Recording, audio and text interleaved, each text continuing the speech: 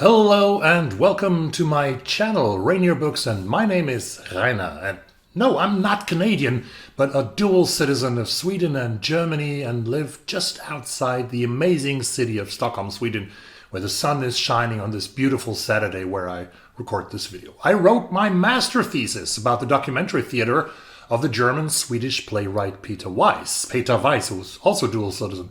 The title of the thesis that I wrote is a quote from Weiss, where he explained why he was writing so-called documentary plays based on a lot of research and historical events, such as his unforgettable account of the 1963 to 1965 Auschwitz trial in Frankfurt, Die Ermittlung, the investigation in English, which is based upon tens of thousands of witness accounts on pages and answers of the accused. Weiss said that he writes documentary theater because the world of facts is so dominating, weil die Welt der Fakten so dominierend ist. It seems that we are there again, but now, 60 years later, we live in a world of facts and so-called alternative facts, which, according to Kellyanne Conway, advisor to former President Trump in his first term, are being used by the President of the United States even today. Which brings us to the topic of this video, actually, because last week, one of the really big book prizes announced its Longlist, the second version of the Women's Prize for Nonfiction, with 16 books and 16 authors. As usual in these videos, if you have seen them before, I will not talk about all of these books, but only about the ones that really caught my interest. So here we go.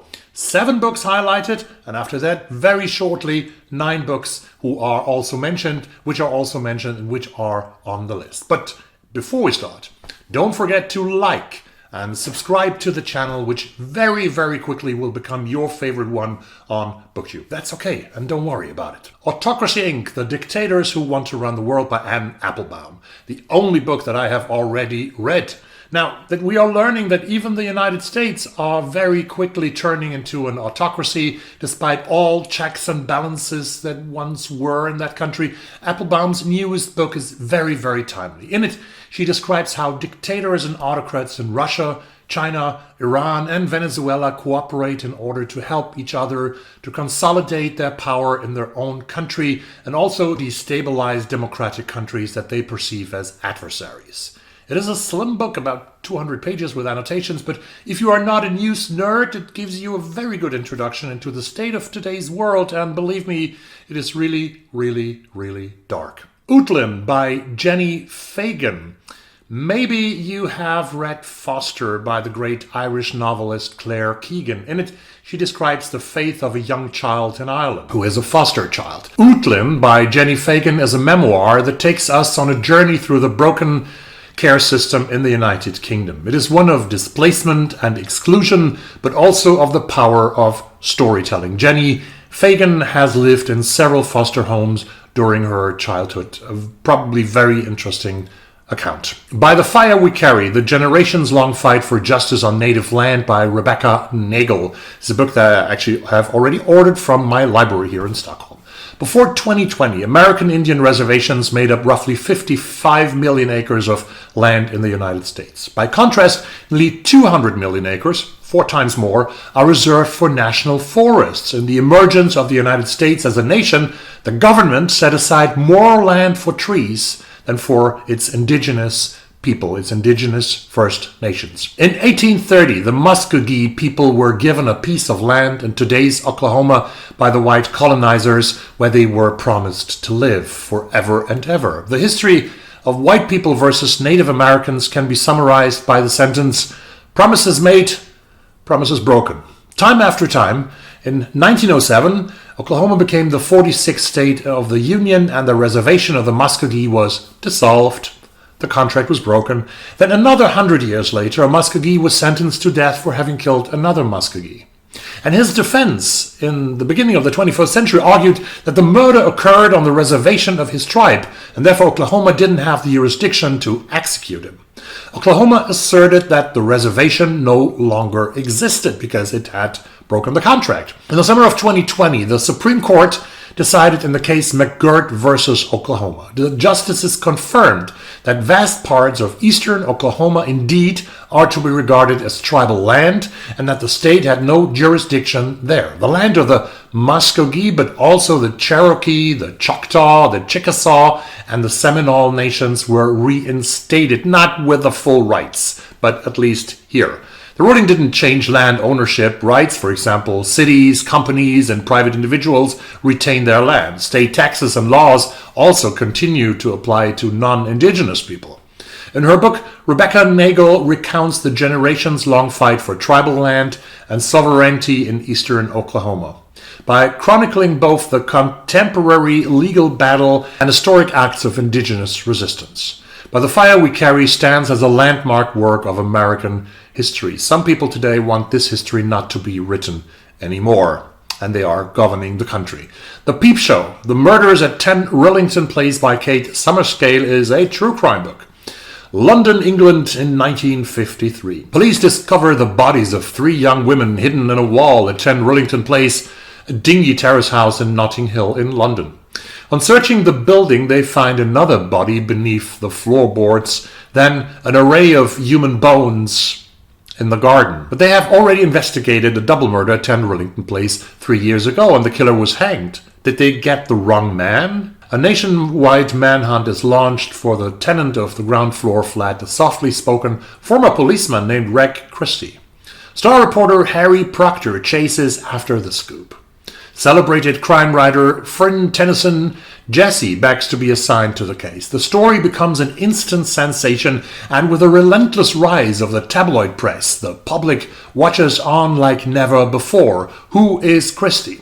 Why did he choose to kill women and to keep their bodies near him? As Harry and Frin start to learn the full horror of what went on at Rillington Place, they realize that Christie might also have engineered a terrible miscarriage of justice in plain sight. In this riveting true story, Kate Summerscale mines the archives to uncover the lives of Christie's victims, the tabloid frenzy that their deaths inspired, and the truth about what happened inside that house. Private Revolutions, Coming of Age in a New China by Yuan Yang. I have talked earlier about this book, but unfortunately neither the wonderful Stockholm Library at Sveavägen, which is now being renovated for 3 years, it's closed, nor my audiobook provider have it in stock. Huan Yang, the first Chinese-born British MP ever, tells the stories of 4 Chinese women striving for a better future in an unequal society. From June, who dreams of going to university rather than raising pigs, to Sam, forced into hiding as her activist peers are lifted from the streets, this is a singularly immersive portrait of a rapidly changing nation, of a rapidly changing country, and of the courage of those caught in the swell. Sister-in-Law, Fighting for Justice in a System Designed by Men by Harriet Wistridge. The British lawyer and feminist and activist Harriet Wistridge has written her memoir, the memoir of a solicitor and her cases overturning murder convictions and also stopping the release of a serial rapist. Wistridge has specialized in working with women who have been assaulted, who have been violently and sexually assaulted, or who have killed their violent partners. She's also the co-founder of an NGO in the UK called Justice for Women. And finally, the last book that I want to mention, especially here from the long list that caught my attention, Tracker by Alexis Wright.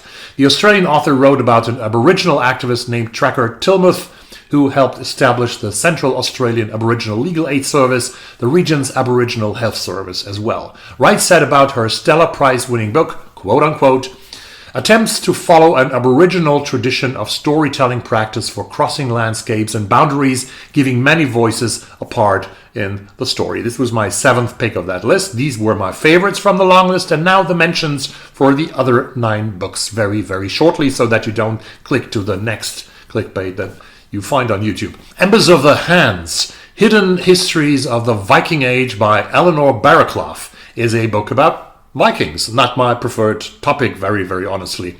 The Eagle and the Heart The Tragedy of Richard II and Henry IV by Helen Castor. I'm very lightly interested in monarchies and English kings, and I want to mention that there's nothing against these books, I'm just not interested in the topics. A Thousand Threads by Nene Cherry. I was never a huge Nene Cherry fan, so I skipped that one too on the list. The Story of a Heart by Rachel Clark. The story about the heart of a 9-year-old girl who dies fatally in a car crash. Yeah, fatally, you always die fatally in a car crash, and the heart being transplanted into a 9-year-old boy who had waited 8 months already in a hospital for a heart to save his life. I'm not made to read this, and I would fear that I cry my way through this book. Raising Hair by Chloe Delton. Hair, the animal, not the hair that I miss on my wonderful skull. In the stillness of lockdown, a wild hare bounds into Chloe Dalton's life, forging an extraordinary bond. Raising Hair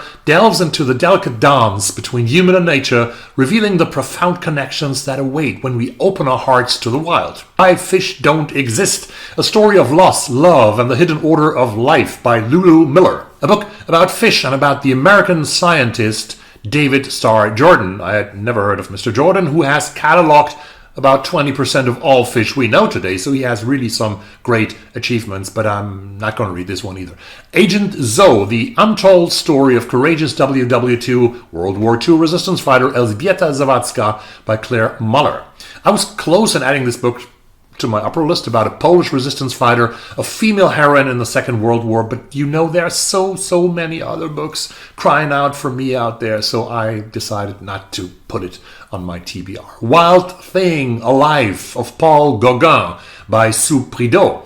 About Monsieur Gauguin, the great painter. I love his paintings, everybody does, and I love to see them as everybody does, but I'm not so keen in reading a book about his life here, so I skipped that one. We return to the ocean again. Ocean is something beautiful. I love the ocean. What the Wild Sea Can Be. The Future of the World's Ocean by Helen Scales. I have a vague idea about the importance of oceans for our life, because we wouldn't have any life on this planet without water. And I've seen both the Atlantic and the Pacific Ocean. I just love it here and there. But I also pass on this second book on the long list about maritime life. So please bear with me. These were the 16 books already, the 16 non-fiction titles. Which ones do you find interesting? Which ones do you have read? Tell me everything in the comments down below. I see you soon on this channel with a video about the Dublin Literary Award and that long list. Thank you very much, and bye-bye.